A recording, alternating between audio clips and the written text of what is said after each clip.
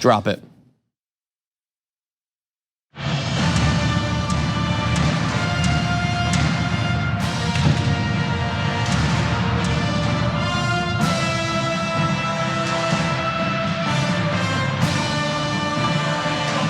I just want to be clear, I hate dropping it, we just have to. And I have never dropped it where they didn't like pause for 2 seconds and then press the button, which makes me love it way more. No, but like you gotta, look, it's not their fault. You gotta give them Yes, it was warning. Skip's fault. I can see Skippy smiling at me right now. That's transparent, you know I can see you, right? I feel like Skip's I just really good walked at his into job. a I think very it's your fault. bad fight. Anyway, you had back. Brian Unger's walked into a big fight. You know, it is California, and I'm just noticing that I could have used a little powder or something. Okay, well we're gonna get that in And the first break. Excuse Brian, me, what what's your you name? don't Could you know- grab me a little powder? Thanks so much. What Brian doesn't know, because great. most guys don't, is that right now in the world of cosmetics, the dewy look is in. Is that what it Yes, is? yes, that's what it's referred to, the dewy look. Oh, we're in big so you look trouble, great. man. If the dewy look is in, I'm leading the charge.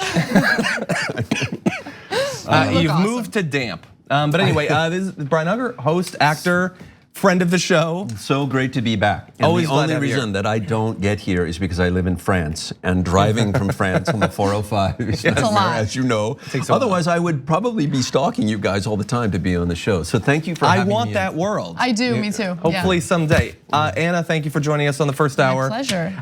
I apologize. I am somehow still sick after like 6 weeks.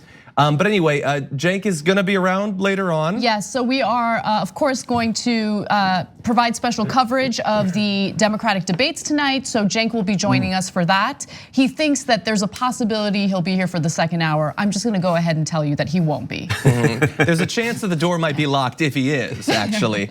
But anyway, look, we got a lot that we're gonna be talking about through the first hour. At the close of the hour, I wanna have a little bit of a sort of post-mortem on Iowa and what effect we think it had. I've combed through what data I've been able to find about how it's affected what people think about the race. So we're gonna have a little bit of an open conversation about that. But before that, we're gonna talk about CPAC and what it's gonna look like when you get a whole bunch of incredibly frustrated and horny young right-wingers in a room together. We've got Hillary Clinton with more interviews, and that's always fun. And Mike Bloomberg, popular with the influencers, and we found out why. So we'll be breaking that down a little bit later too. But before all that, we're gonna jump into some serious news involving Iraq and Iran. So the incident that set the stage for us very nearly going to Iran, a war with Iran just about a month ago, turns out might not have been what we thought it was all along. So they had a belief that this Iranian-backed militia had attacked US military assets. A contractor had lost his life as a result of that. That was the pretext for later escalations, the assassination of Qasem Soleimani, eventually missiles being launched at a US base. There are a number of soldiers with brain injuries as a result of that. Obviously, a passenger jet was shot down. More than 170 people lost their lives as a result of that. So the pretext for this seems pretty important because it was incredibly consequential. So let's talk a little bit about what was believed to be the case and what we now think might have actually been going on. So the United States blamed an Iraqi militia with close ties to Iran and bombed 5 of the group's bases. Angry Iraqis then stormed the American embassy. You probably remember the footage of that. The US then killed Iran's top general. Iran then fired missiles at our forces and shot down that passenger jet. But Iraqi military intelligence officials have raised doubts about who fired the rockets that started the spiral of events, saying that they believe that it's unlikely that the originally mentioned militia could have actually carried it out. So Iraqi officials acknowledge that they have no direct evidence tying the December 27th rocket attack to one group or another, literally to any particular group. American officials insist that they have solid evidence that Kataib Hezbollah carried out the attack, although they haven't made that evidence public. That has been a stance in terms of the intelligence from the beginning up until now for everything having to do with this. But here are a few interesting facts. So the rockets were launched from a Sunni Muslim part of Kirkuk province, notorious for attacks by the Islamic State, a Sunni terrorist group, which would have made the area hostile territory for a Shiite militia like Kataib Hezbollah. Kataib Hezbollah has not had a presence in Kirkuk since 2014. The Islamic State, however, had carried out 3 attacks relatively close to the base in the 10 days before the attack. And the abandoned Kia pickup from which the racks of rocket launchers were deployed in that original attack was found less than 1,000 from the site of an ISIS execution in September of 5 Shiite buffalo herders. And so I can't now transition to, and here's what is definitely true, we don't know. But what evidence has been presented to us implies that the original story doesn't really bear out, or there's not much reason to believe it at the very least. So the initial intelligence that the United States relied on in an effort to pin the death of a US contractor on Iran is not reliable. And it's crazy because usually the United States, when it comes to foreign policy, only acts if they know they have reliable intelligence. Because you don't want to kill innocent people whenever there's any type of military aggression against a country abroad. Usually there are civilians who lose their lives. There are lives on the line, oftentimes innocent lives when you're trying to take someone out. So you've got to make sure that that intelligence is foolproof and it's not faulty. And look, I'm being sarcastic. Obviously, the United States acts on faulty intelligence all the time, which is why we have all these drone strikes that take out all these civilians abroad. It happened under the Obama administration. The Trump administration has expanded that.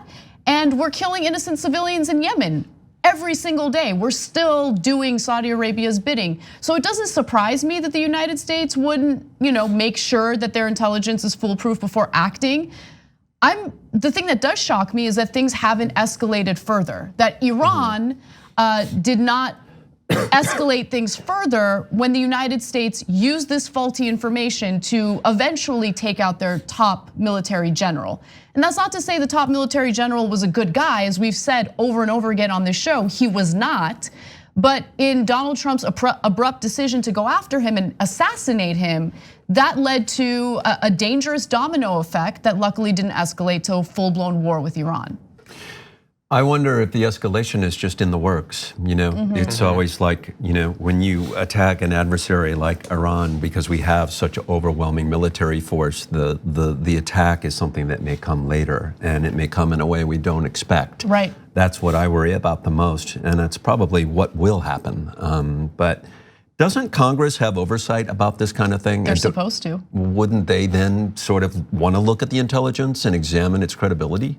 So Congress is supposed to be a check on the executive branch's power, especially when it comes to these types of decisions, like taking out a country's top military general. But no one in Congress was informed about it. And if I remember correctly, the Trump administration cited the AUMF, which was only supposed to be about Iraq, after 9/11, as their excuse for doing what they did without congressional approval. Yeah, 1,000 years from now, we're gonna be like landing Marines in Alpha Centauri, and the AUMF is gonna be used as a pretext for it. Yeah. And so there's supposed to be a check, in particular on the use of the war powers. Back 50 years ago, they passed new legislation to reassert that they'd be able to do that. They've been unsuccessful up until the last couple of years in ever doing that, and only then because of the work of people like Ro Khanna and Bernie Sanders. And they tried to pass limitations on, after all of this happened, they tried to pass limitations on the ability of Trump to unilaterally start a war with Iran. And obviously that didn't go anywhere in the Senate. But you did have, I believe even Matt Gaetz might have, I believe it was Matt Gaetz that might have signed on to it in the House. Yes. So it was successful there. I know that we've moved on to other topics. Impeachment obviously was a big thing. We got the Iowa debacle and all that. But I still very much believe that between now and election day, it is going to come up again. Whether he honestly wants to go to war or if he's going to cynically use it to try to get perhaps the media to stifle some criticism of him, I honestly don't know. But I don't think that this is the last we've heard from the Hawks when it comes to Iran. I don't think it's the last we've heard of Iran either before the election. That's the thing. And in terms of congressional oversight and holding the executive branch accountable, apparently that is no longer a thing. And so I worry about that as well. Yeah. It's probably going to be routine to just ignore congressional oversight and requests for intelligence, and we're kind of screwed that way. Yeah, and I think that's a great point. And a lot of power has been concentrated in the executive branch since 9/11. This isn't something new. This is something that's slowly been happening since 9/11. And the way that this was sold to the American people was, well, we need to protect national security. So as a result, we need to give the executive branch, the president of the United States, all this power when it comes to keeping the country safe. And what Congress needs to understand is when you're signing legislation that gives the president power to act without congressional approval, then if you're comfortable with the current president doing that, well, you got to keep in mind that someone like Trump can get elected in the future. And if you believe in our system of government and you believe in checks and balances, then there shouldn't be any type of situation where the executive branch can just act without any type of check on power. Yeah, and let's bear in mind, we have what appears to be so far unsubstantiated original reasons for starting this conflict. But then also the killing of Qasem Soleimani. I mean, you probably remember like the week of laughable media appearances by Mike Pompeo and others trying to imply that they had intelligence, but what that intelligence represented just kept retreating until it was basically the guy sucked, he was mean, and so we killed him. That's the sort of thing that in the lead up to the war with Iraq, we took seriously, supposedly the intelligence. And some people's reputations after the fact were sort of destroyed because they spread bad intelligence, or it's believed that they manipulated what was there.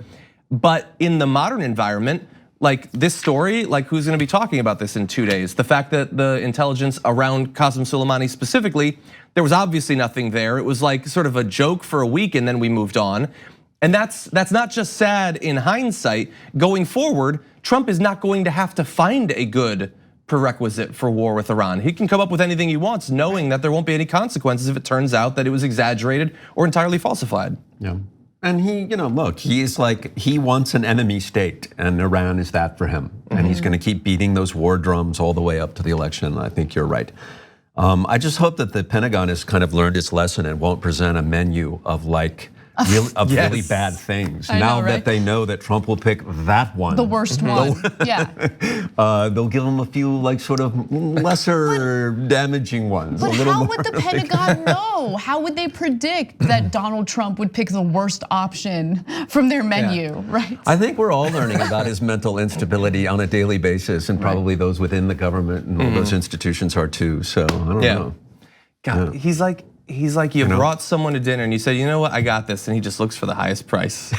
You need to understand how this person works. I just want to read one or two of the comments because I saw some funny ones. So Quid Pro Cuomo, that's kind of funny, says we must invade Alpha Centauri to deal with the trisolar threat. If you get that reference, we can be friends. And yes, I did read the 3-body problem, so I do get that reference anyway. Let's see. Gabby Marita says, Donald Trump and his administration is the antithesis of reliable intelligence in every conceivable way. I mean, look, I made a reference to the Bush administration. There wasn't much oversight then, obviously, and they still got the war that they wanted.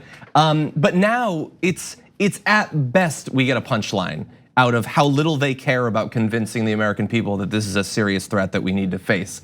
We talked about the checks and balances in terms of war powers and the legislature not being there.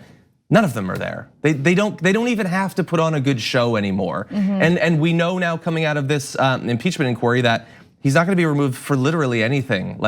It doesn't matter if it's a war, he could launch us into a war totally on his own, specifically to benefit his own business interests, whatever hypothetical you can come up with. It doesn't matter. If he gets another 4 years, he's going to spend them how he wants. Well, that's absolutely true, especially when you have Republican lawmakers who will make excuses for him or cover up for his crimes.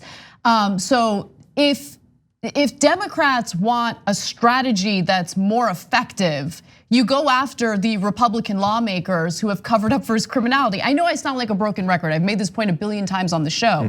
But it's not just about Trump. It's about this entire political structure that's been taken over by people who want to cover up his crimes. And so attack those vulnerable senators. There's at least 6 of them on the right that are facing tough re-election campaigns right now. Go after them aggressively. You shouldn't just rely on the right wing, the Lincoln Project, to put out vicious ads attacking them. These are the never Trumpers who have a huge problem with Donald Trump and with the Republican lawmakers helping him out. Why aren't Democrats doing that every single day? Hit them and hit them hard. Yeah. You know? Well, with that, we should probably take our first break, and lots more to get to, obviously. So we'll see you on the other side and read some of your member comments when we come back from this. We hope you're enjoying this free clip from the Young Turks. If you want to get the whole show and more exclusive content while supporting independent media, become a member at tyt.com/join today. In the meantime, enjoy this free segment. Welcome back to the first hour of the Young Turks with myself, Anna Kasparian, and Brian Unger is here as well. Before we launch into the news, I wanted to read a few of these comments. We got some great hashtag TYT lives. Quantum Guillotine Wolf corrected me saying, John, not Marines, it will be Space Force landing on Alpha Centauri, and that is a good point. Yes. Let's see. Eclectic Miscellanea says the Pentagon should have put a Big Mac and Diet Coke on the menu of options instead of assassinating Soleimani. He would have totally gone for that instead. 100%. I like that. And Abraham says, my worst fear is that he now has the power to refuse to leave office if he is not reelected. I mean, my inclination is to say, well, come on, like he's not gonna do that, but he has done literally everything that people said couldn't be done. So get ready for that exciting news cycle when he's like, no, I live here, I'm not leaving. No, have faith in nothing. Essentially, what he's doing is destroying faith, whether that be in literally religion or institutions or norms or anything. He's dismantling it sort of brick by brick. And so anything is possible. Yeah. It certainly makes it fun. It makes it Oh my gosh. fun. Yes. Yeah, I have fun conversations with my therapist all the time over what's happening. So by the way, we're gonna have an awesome first hour, a great second hour, but also later on there is the New Hampshire Democratic primary debate. It's gonna be Cenk Uygur, Anna Kasparian, myself, and Nendo will be here as well to provide commentary. Tune in starting at 11 p.m. Eastern, 8 p.m. Pacific time at tyt.com/live. There will be a portion of extended coverage right afterward for members, and you can become a member at tyt.com/join. That's tonight. That is tonight. That's exciting. That's a good group. I'm watching that. Awesome. Yeah. Awesome. Thank you. I Just will be so you watching know. it too.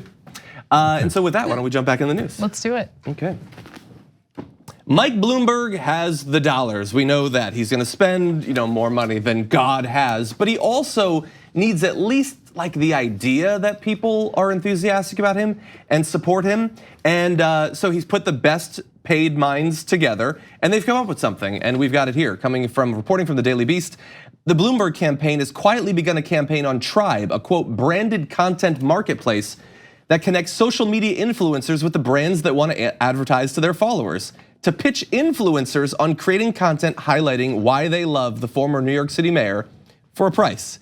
For a fixed $150 fee, the Bloomberg campaign is pitching micro-influencers, someone who has from 1,000 to 100,000 followers, to create original content, quote, that tells us why Mike Bloomberg is the electable candidate who can rise above the fray, work across the aisle so all Americans feel heard and respected.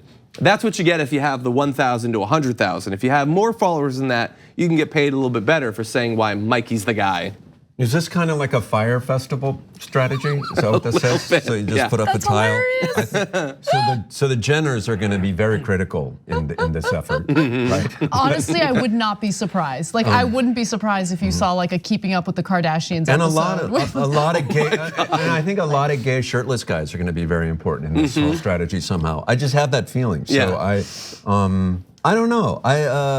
It's not quite Cambridge Analytica, but it is. It's buying people's endorsements. That's essentially what it is in a society where people are struggling economically, right? I know that people are under the impression that digital influencers are like rolling in the big bucks because they all take like fancy pictures and like fancy locations. But I guarantee you, most of them are actually really struggling, and $150, check. Just to say that you endorse some nonsense That guy candidate. will be on. He's going to tell you who to vote for. I think that. Yeah. He seems trustworthy for sure. And show you how to do deadlifts at the same time. Exactly. I think that's a great strategy. But look, I think that it goes to a bigger issue, and that issue is that we have this like facade of democracy, right? With candidates who literally buy endorsements. That's what Bloomberg's doing here. He's buying endorsements from influencers. And what I think is even more problematic, this is a story that hasn't really gotten much attention or reporting yet, and I've confirmed it through one of my sources. Bloomberg is reaching out to mayors throughout the country and telling them, hey, I'm gonna pump money into your city if you endorse me. Yeah. That is unacceptable. Yeah, it's also unwise. How many followers could those mayors possibly have on Twitter? Like you got to target your money. Right. Yeah, it's so funny that like less than a week ago, MSNBC like had people like fighting Nina Turner, like how dare you say he's an oligarch? Like in every way that you can use money as a shortcut, past all that democracy stuff or like building an actual following. And like, so look, I went to Tribe and I learned a couple of things. So one, the way that they pitch it all on I went to the section for creators and it's all find sponsorship deals with the brands you already know and love. And so they're pitching it as you already love Mike Bloomberg. Now just make a video about it. Come on, Nobody how many of Mike these Bloomberg. people are, no, Except they're for taking Judge the Judy. money and they're saying that they love him.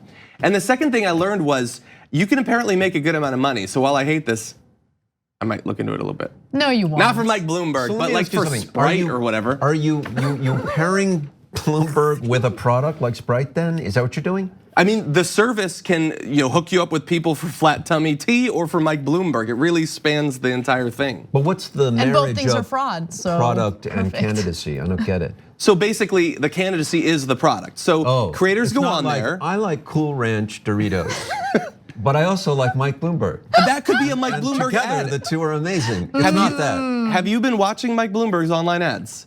Online ads. No. What the you ones just on described makes more sense. There's an ad today. I'm not going to play it for you. There's an ad. It's just Trump saying the word lie over and over again as cartoon gingerbread men dance on him. Okay. And they're like on fire for some reason. I'm not joking. That's one of his ads. This thing makes more sense than his entire digital strategy. Yeah. Okay. So Dan Evans, who works with us, he's been on the panel. He does a lot of great production work for our special events. He made a really good point about how Bloomberg's just trying to like understand memes and use memes to get himself out there with young voters. But I mean, really? Yeah. I mean, come on. TikTok is next. I'd like to see people doing some. Oh, I'm sure he's on there. Some songs and things about Mike. For $1,000? This is just about showing your proficiency at social media. Like, it's like my mom. She's 85. Yeah, I want to be on that Insta. What is it called again, honey? She wants to be on that, and that's just what that is. I don't know how many persuasive sort of. I don't know how persuasive that is, but But again, like the entitlement of this billionaire who doesn't believe in going through this in the democratic way. He doesn't believe in making the case for why voters should vote for him. I don't even know what his policies are because this isn't a policy-based candidacy. This is a, hey, I'm wealthy and I'm going to bribe individuals to endorse me. Yeah. And what I also find problematic is that, again, you have two people on rules committees within the DNC simultaneously working on Bloomberg's campaign. Yeah. How is that okay? I don't know, but on the right, they're doing the same thing with Facebook and sort of paying for all of this like surreptitious advertising stuff, and all these political action committees are flooding the whole, zone with false stories and all this. I mean, you knew this would infect the whole system. This idea of like, getting into social media memes and just constantly sending out stuff, messages, and aiming directly at certain demographics specifically. So I'm not surprised he's doing it. I just don't know what Mike Bloomberg stands for other than being rich. No one does. No one does. He's like, he personifies money. Right. And he's seeing a rise in the polls. That's the thing that I'm worried about. It's one thing if you see like this clown who's not an issue-based candidate at all and he thinks he can just buy his way. We don't need any more But if he were billionaires like that. failing, then that's one thing. Then he's just a joke and you can laugh at it. But he's not. And so as he continues to see this rise in the polls, first of all, you see that there's a huge flaw in our whole process where someone with the money can just buy their way through anything. And secondly, it takes candidates who have sat down and thought about, hey, what do I want to do to make this country better? It puts them at this disadvantage because they're not playing this game where they have $60 billion and they can just buy everything. Well, and the other thing too, is that this notion again about billionaire business people being really good at government. I think we've learned something over the past 3.5 years, and hopefully whoever the nominee is, Bernie Sanders, for instance, would be able to sort of tear that idea apart and somehow communicate that to swing voters in these like purple states. That just because you're rich doesn't mean you're good at governing. In fact, actually they suck at governing because being in government is a skill. You learn it. You learn it by being in it, just like being a carpenter who learns how to like do plumbing because they got certified because they did it for 10 years. I mean, I think we gotta like dispel this notion. Michael, just because you made a lot of money, I don't know, what to me that just makes you really good at buying furniture. And digital ad space. Yeah. I think we've seen what it's like when you run government like a business. I would like for the first time in my life to see it run like an actual government. And we haven't seen that. And I'll just remind you, we cover this not just because it's a spectacle, but as you sort of alluded to, but because he is rising the polls. As a reminder, every week he's spending about as much as Perot spent on his first run. Just crazy. And that was like a big story, so just bear that in mind. With that though, we should move on to the other story. I'm sure everyone out there is really going to enjoy this. Hillary Clinton is still being interviewed. She's not in an upcoming movie, so I don't understand why she's on all of these things, but she is all the time. And you'll be shocked to find out what she ended up talking about, but here it is. I feel like I have a pretty clear perspective about what it's going to take to win. And as I said earlier, that's what I think the key calculation for any voter has to be. You know, you've got to be responsible for what you say and what you say you're going to do. We need to rebuild trust in our fellow Americans and in our institutions. And if you promise the moon and you can't deliver the moon, then that's going to be one more indicator of how, you know, we just can't trust each other. So it's not good theater, it's not maybe good politics anymore, but I think you should tell people what you mean what you say, and have some sense of responsibility for how you would get anything done that you talk about. So there's a lot to be frustrated about there, but the fundamental lack of her extending 1% goodwill over the last few years to not say that I have a difference of opinion about what is possible from Bernie Sanders, but that Bernie Sanders is, and she doesn't like identify him necessarily specifically there, but that's clearly who she's talking about, that she's saying, no, he knows he can't do it, but he's lying to you to get you to support him. And that has been her position all the way through, and especially considering how she talks constantly about unity, even in that interview, constantly about unity. Bernie Sanders is the front runner right now. For her to be imputing false motives that don't exist, even if they did exist, it would be damaging, but they don't. Is insane if you're gonna be supposedly the avatar for party unity. Yeah, I mean, listen, she's like that guy who graduated from high school and is still hanging out in the parking lot and has the cool car. What's that movie I'm talking about? I think there's a lot of stuff. I don't know. You know what I mean? And everybody. Camaro. Yeah, and wants like to get a date and wants someone to ask her or him to the prom, but nobody. It's just kind of everybody feels sorry for her. And I mean, she's still running. She's out there running for president still. It's so and Donald strange. Trump is oddly still running against her. Right. So we're in this very weird, like, constant throwback thing. That is Groundhog Day. I think it's a feedback loop of like criticism.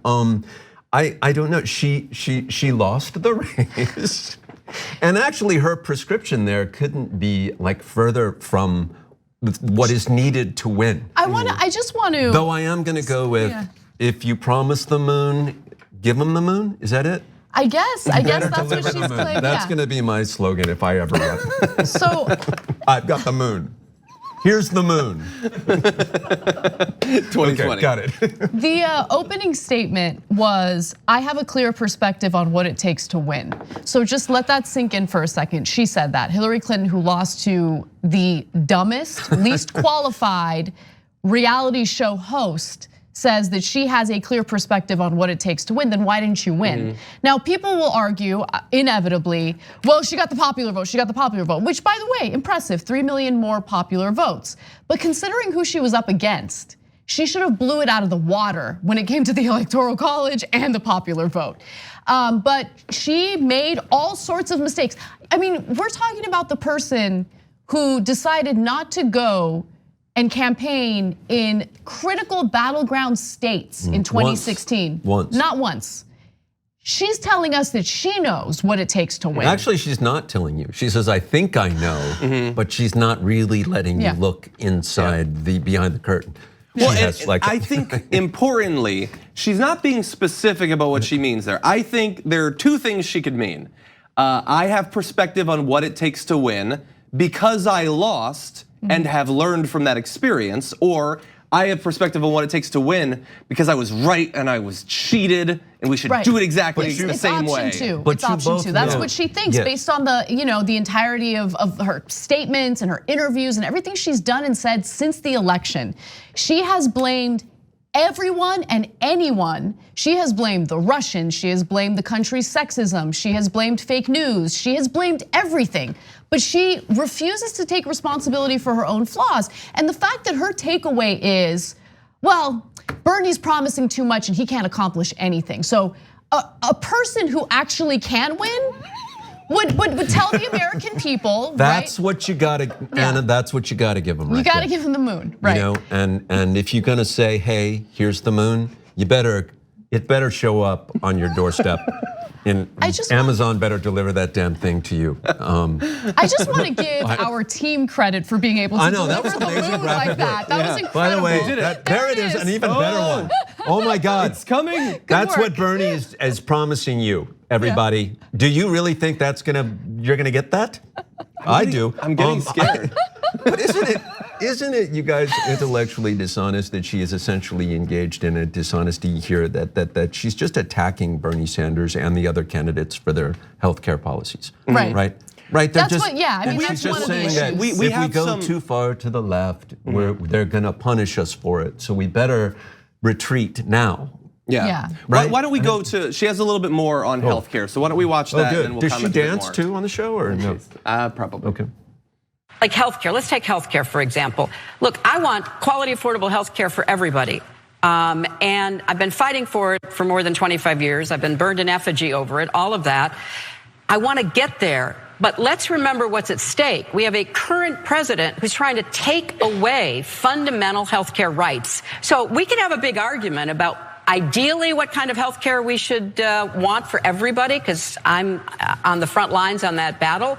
But let's remember, if we don't win, people will lose what they have right now. So I just want everybody to understand how high the stakes are.